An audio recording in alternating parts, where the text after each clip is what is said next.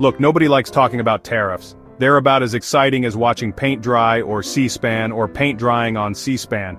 But here's the thing, tariffs, those pesky little taxes on imported goods, they matter.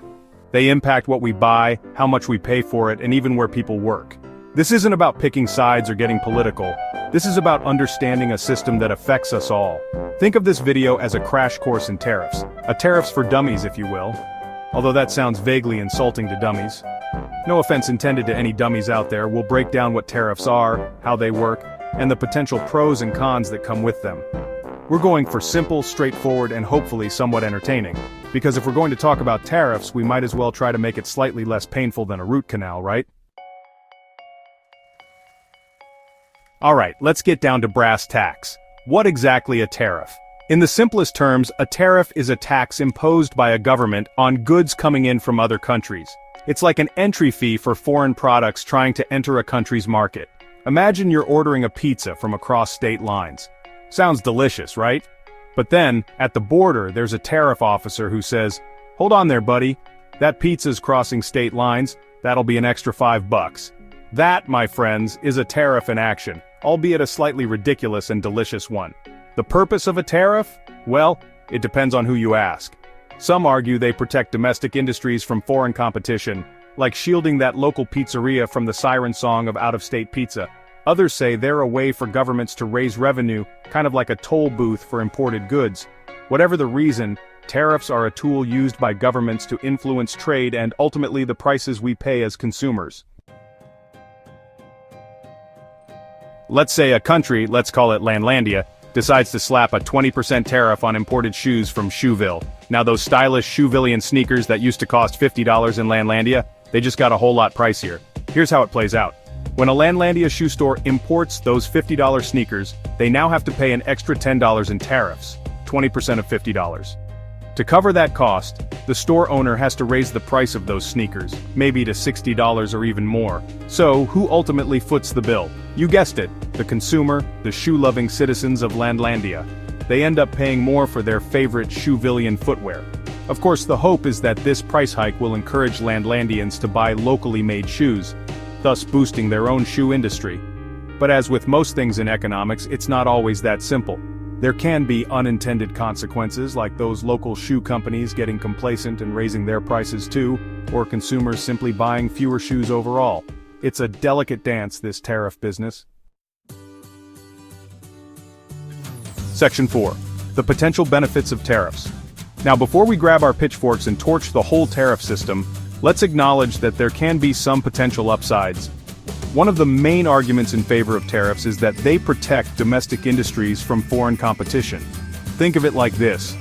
If a flood of cheap imported goods comes pouring into a country, it can undercut local businesses that may not be able to compete on price alone. Tariffs, in theory, can level the playing field, giving domestic industries a fighting chance to survive and thrive. Another potential benefit? Government revenue. Remember those extra dollars Landlandia was collecting on those imported shoes?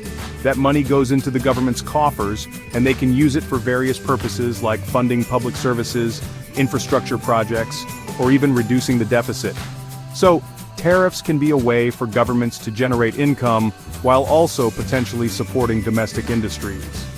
Of course, the effectiveness and impact of these benefits are hotly debated, and there are always two sides to every coin, or in this case, every tariff.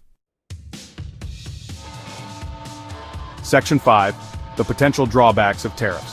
Now, for the flip side of the coin, the potential downsides of tariffs. And spoiler alert, there are a few.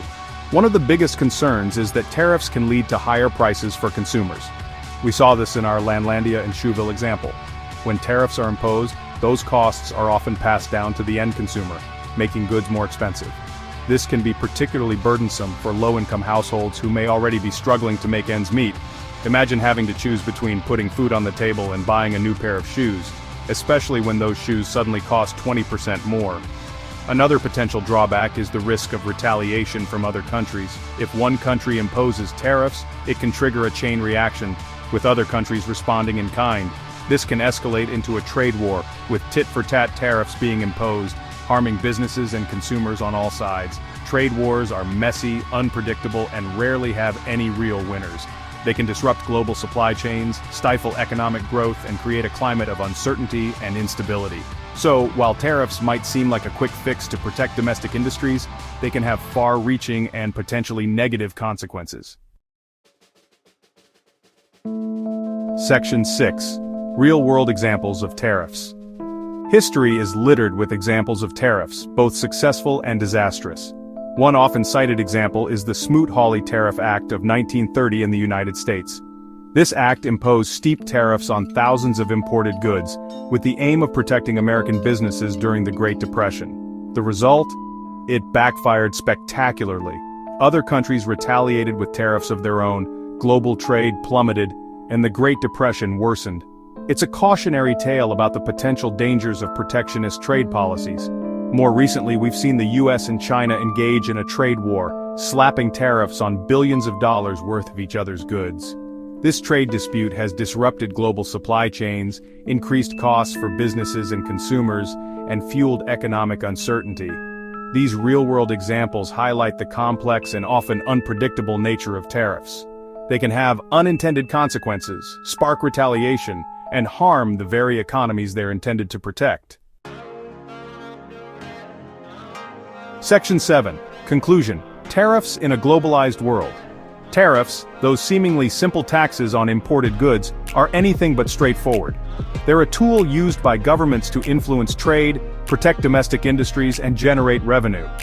But they also come with potential drawbacks, including higher prices for consumers, retaliation from other countries, and the risk of trade wars. In today's interconnected world, where goods flow freely across borders, understanding tariffs is more important than ever. They're not just an abstract economic concept, they impact our daily lives, the prices we pay, and the choices we make as consumers. So, the next time you hear about tariffs in the news, remember this. It's not just about economics, it's about people, businesses, and the choices we make in a globalized world. And maybe, just maybe, understanding tariffs a little better can help us make more informed decisions about the future of our interconnected world.